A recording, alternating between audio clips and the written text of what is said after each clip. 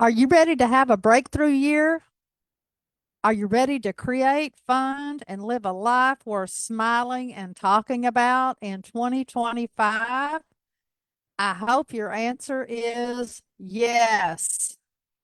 So, today, what I thought I would do is share some things from my heart and then share some notes that I took.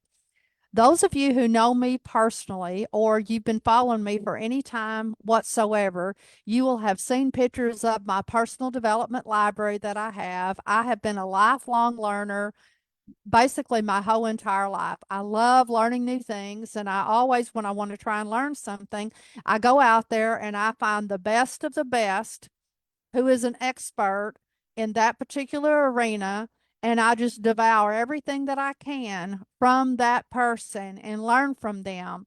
Because, y'all, there's no sense in reinventing the wheel. When there's somebody out there that has already exceeded your expectations, is already there where you want to be, don't reinvent the wheel. And so many times I made a mistake of doing this myself, thinking that I could come up with better ways. But the fastest route to success is to find somebody who's already done it and just follow their lead. Now, you can tweak it a little bit here and there, but just generally speaking, find a mentor, read books, take courses, whatever it is that you want to do so that, you can achieve those very same results. So, when I started to embark on this journey of transformation for the upcoming year, I want to have the best year ever. I want to improve on every single area, every single aspect of my life. And so, what did I do? I went out and I started in researching what other people, their framework, their blueprints, and all of these things that they have done who have amazing lives.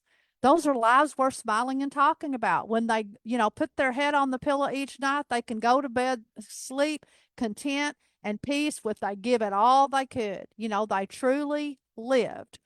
And, it's not just about money, it's having joy, love, peace, contentment, all of those things in your life. Now, I will tell you, however, one of those main pieces is financial independence because a lot of things that you need in your life to secure some of those is going to be financial independence. But, anyways, we'll get into that a little bit later on. So, today, what I wanted to share is a framework with you. And the framework is in order to have a breakthrough, you're going to have to go through some steps. And I've already given you a couple of those. Number one is mindset. You have to believe that it's actually possible for you. Now, some of you, maybe you've never been around any kind of person who's had mega success in any part of their life. Maybe you've seen it from afar, but nobody in your family, in your friend circle, or whatever. So you might not think that it's possible for you to achieve whatever this big, bodacious goal is, whatever it's going to take to make this your best year ever. And I'm going to once again encourage you, don't just focus on one area of your life. Now, you might do that once a month and take a different area of your life to focus on. And we'll talk about that framework a little bit later on. But I want you to become the best human that you can possibly be, the best you. So you have to get your mindset right. You're never going to do it if you can't imagine it yourself. So sometimes you've got to shed those limiting beliefs. You got to find out what's limiting you, what's holding you back, where did you get those ideas. And if nobody around you has that, you need to seek others out, whether it's online, whether it's groups online. You need to get around people who can encourage and inspire you. You need to be able to visualize clearly what this breakthrough is going to look like in your particular life.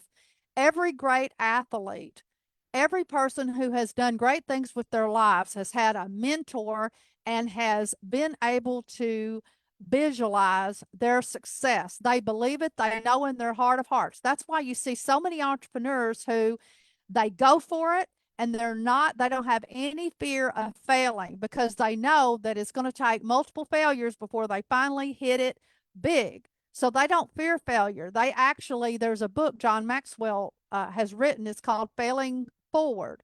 And, you have to fail in order to succeed because that means you're not trying enough new things. So if you want some wild success out there, you need to go out there and don't be afraid to fail.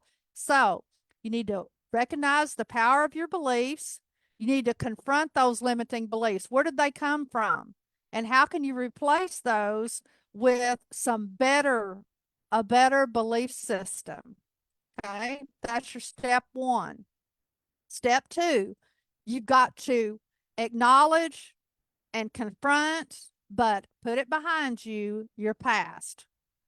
There's a reason why your rear view mirror is so small and your front windshield is so big. It's because what's behind you is not nearly as important as what's in front of you. So, one of the first things you need to do to take a bold step forward in this new year is you got to get closure on what happened last year and the year before. You need to do that year in review that we talked about. What worked in the past, what didn't work, and then think about your disappointments and your regrets. What are they? And then you need to transform those into for your future. You need to change those regrets into opportunities for the upcoming years ahead. So, to do this, you need to do that after action review, year in review, whether it's month, week, whatever. If you're really serious, you're going to do it quite often. You might do it a little bit each day and then have a weekly review and then a monthly review. And that's what I'm going to be doing just because I am so serious about wanting to do this. And I'm going to be documenting everything that I'm doing and sharing it with you along the way. There's going to be some failures, there's going to be some wins, and I'm okay with that. It's kind of putting myself out there, being vulnerable about where I'm going to be, losing, but that's okay. I'm hoping that some of this is going to help you. Next, turn those regrets into opportunities. And then one of the most important things that I have learned through all of my studies of personal development is the gratitude piece. If you don't start and end your day in a place of gratitude, you are really, really missing out. There is something every single day throughout the day that you can be grateful for. We take for granted that we wake up every day. We take for granted that we have eyes, ears to see. We take for granted that we have a roof over our head, that we can pay our electricity. There's so many things, y'all, that we need to be grateful for. And this year, I'm going to be more intentional about my gratitude journal. So, one of my goals, it's actually not a goal, it's a habit that I'm going to do is I'm going to be keeping a gratitude journal. And I'm going to be journaling first thing in the morning and then in the evening, all of the things that I am grateful for.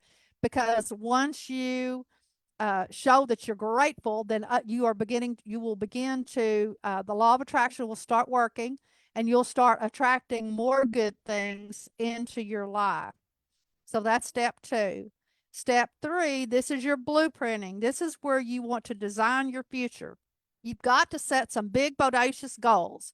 If your goals don't make people laugh at you and tell you you're crazy and tell you that you can never accomplish anything like that, your goals are too small. Most people go with the little small, stretch just a little bit. That is not enough to excite you where you get out of bed each morning and just jump up ready to start your day. The kind of goals that I'm talking about that I want you to set for your life when you design your future is I want you to be excited to start every single day. You hop out of bed and you say, okay, God, what do you got for me today? What do you got for me today, God? And go for it. Okay. Those are goals that's going to get you excited. And then something new that I learned before, I've always taught what other people have taught as far as to set up SMART goals. SMART. And most of us are familiar with that. S is specific, M is measurable, A, action oriented, R, realistic, and T, time bound. Well, this new acronym is SMARTER. And instead of the R being realistic, the R on this one is a little bit risky, and the E is exciting, and the last R is relevant. So I thought that was pretty cool. So I'm going to switch that around. Again, no risk, no reward, y'all. There's risk in everything. You just got to be willing to step outside your comfort zone sometimes. Now, some of you are risk averse. That's okay. If that's who you are, that's just fine. But if you want to really do some exponential transformation in the upcoming year, you're going to need to take a little bit of risk. And that doesn't mean monetarily necessarily. It just means you got to be willing to put yourself out there. Hey, look what I'm doing. I'm putting myself out there on my Facebook feed right now for all of y'all. Some of you will scroll right on past. Some of you will roll your eyes. Some of you, this will resonate with you and you'll want to follow along and do it yourself. That's okay. But again, sometimes we have to be vulnerable. We have to put ourselves out there. So this year, I'm going to encourage everyone that I want you to add that ER instead of smart. Let's start making our goals smarter. Okay. Now, step 4, which is really where I've been focusing on the last couple of days, is to find your why.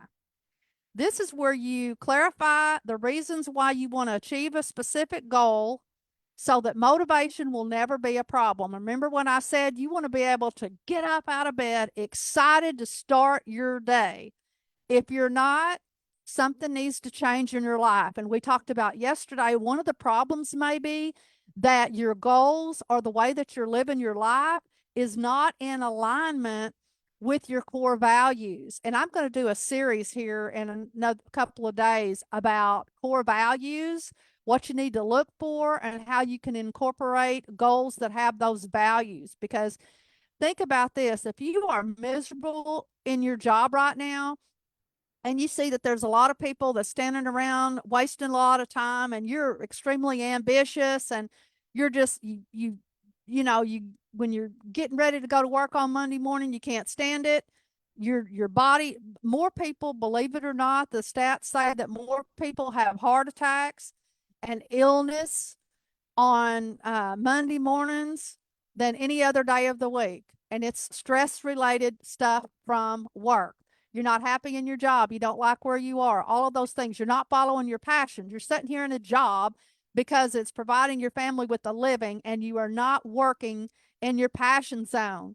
Your job is just a job, just over broke. You just go to pay your bills, and it's not somewhere where you could go and you enjoy, and time just, all of a sudden you look up and it's 5 o'clock in the afternoon, and you just been working all day, just having the time of your life. That's what I want for you. I want for you to work inside your passion. And so, in order to do that, you got to know your personal whys, and then you're going to become unstoppable. You got to connect with your why. And one of the things that I did this morning is I posted 25 reasons why I want to achieve financial independence. So I have a why statement that I'm going to put down there in the comments, and then I'm going to elaborate so that anytime I'm feeling down, discouraged, I have a bad day, or whatever, I can pull out that sheet of paper for that particular goal and remind myself of all of the reasons why that is so important to me. And you need to make it personalized. You can't just do like the little blanket statement where it could be la, la, la. Yeah, I can do that so I can impact the world and make the world a better place. So what? Everybody says that, but you need to get down to the nitty and gritty and what that really means to you. Okay. So connect with your why. You need to master being able to stay motivated. You need to find things that's going to keep you motivated, and you need a good support team. Many of you don't have family and friends. They're not where you want to go. That's okay. God didn't put your goals and your dreams inside them. He put it inside you. So you need to go find you a tribe of people, whether it's me and my tribe or somewhere else. It doesn't matter to me, But you need to find a tribe of people who is going to encourage, inspire, challenge you to rise higher, go further, faster in every single area of your life. We want you to be just a great human being, okay? In every area of your life. We want you to have a great marriage, great relationships with your neighbors, your friends, your coworkers. We want you to be physically fit. I want to walk through Walmart and I want everybody to be saying, "Wow, look at that gal. She's over 60 and look what greatest shape. She could run circles around me." I want people to say, "Hey, how do you do that?" Those are some of the things that is going to get you excited when you get it down to the nitty gritty and start thinking in those terms. Don't just make up some blanket thing that's not going to get you excited. You got to get excited. You got to stay motivated so that every day you're working a little bit towards those goals. And you got to have a support team in order to do that. Now, the last step, of course, it's important. It's not the most important one, but the last step is the implementation stage, where this is where the rubber meets the road and you've got to make it happen. Okay. Most goals fail because people don't focus on the implementation. They just put the goal out there and don't have any framework or any way to hold themselves accountable or track their progress. And I shared with y'all earlier that I have found a software that we're going to use for anybody who wants to join my team. You can have that as part of your challenge membership. You'll be able to use that, and it's going to be able to track, set some habits, and every day, every week, or whatever, it's going to follow you along. And we're going to have a little bit of friendly competition in each category with folks. So I'm really excited about that. And then you've got to have some easy tactics. You got to find the low hanging fruit, or else you're going to procrastinate and you're never, ever, ever going to get started. For example, if your goal is to become financially independent and you are $350,000 in debt, you owe creditors, your credit scores in the tank, and all of that stuff, it's going to be overwhelming. So you've got to get some low hanging fruit. And what we call these is activation triggers. Okay. Low bar next actions and activation triggers. And I love this. The low bar thing might be something, what's the least amount of effort that you can expend to do that, really, that next step? So that might be get a free credit report. Okay. Order your free credit report. Or if you're trying to get healthy and fit, go set on the scale and you're going to weigh yourself 3 times a week, every morning at 9 o'clock, that you can establish many times as just habits. And remember, most everything that you want to do is really only 20% effort and 80% is habit. You don't even have to think about it. So you have to set down your actionable steps, have a way to track that, and then you have to have some low bar actions, really clear small ones, okay? Because that's going to help you gain momentum and get that snowball rolling so that you can finally start seeing some results. Some of your goals is going to take a while.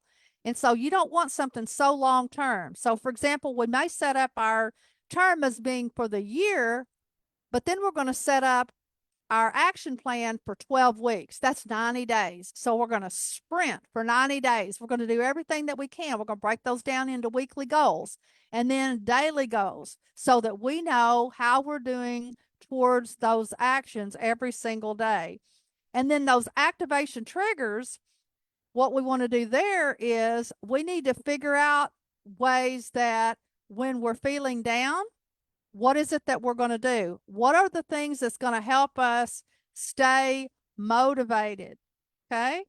You have a bad day at work, you fall off your diet or your eating plan or whatever it is. You need to have some things that's going to trigger you, that you're going to say, get you back on track. So you fall off the wagon, you're going to get back on. So you need to have those things identified. And then you need to reward yourself along the way as well. So when you reach these milestone objectives, you're going to be able to set up some little reward for yourself showing you that you are making progress. So again, I hope this has been helpful for you. I hope you want a transformative year. I want you to make this the best year ever. And again, I'm going to quickly go over this. Number one is mindset. You have to believe it's possible. Two, you've got to figure out the past and get over it already. Leave the past where it belongs, but you have to start there. Three, you need to design your future. Begin with the end in mind. What do you want that to look like? What would the perfect year look like to you? What would being in the perfect health and fitness of your life look like to you? What would a great marriage look like to you? What would being financially independent look like to you? So you have to get a really crystal clear vision. You can't be wishy-washy, y'all. Excuse me. Because, you need a target. Have you ever seen one of those dartboards? And that middle is the bullet point, the bullseye. That's what you need. You need to be so specific that a kindergartner could come up and they would know whether you are on track or not. It needs to be that clear and that specific. It's got to be measurable. Next, step 4 is you need to find your why. Why do you want to reach this goal? Why do you want to have the best year ever? And then you need to connect yourself down there with some of those achievements and habits and all of those things that you need to do. And you got to stay motivated, build a support team. And the last one is just make it happen. Write it down, make it happen. All right. This is Nancy Gaskins, sowing seeds of hope and financial opportunity in communities around the globe. I would love for you to join me on my Level Up 2025 challenge. We're going to do these in 90-day increments. I'm going to be providing you with all of the framework. Again, I am out here researching all of the experts in this field, all of the coaches, all of the great people who are doing wonderful things with their lives as far as being a well-balanced person, not somebody who's just great in this field, but who is a great human being. And then I'm going to come back reporting and sharing with you all the things that I'm learning on this journey this year. So y'all have a fabulous day.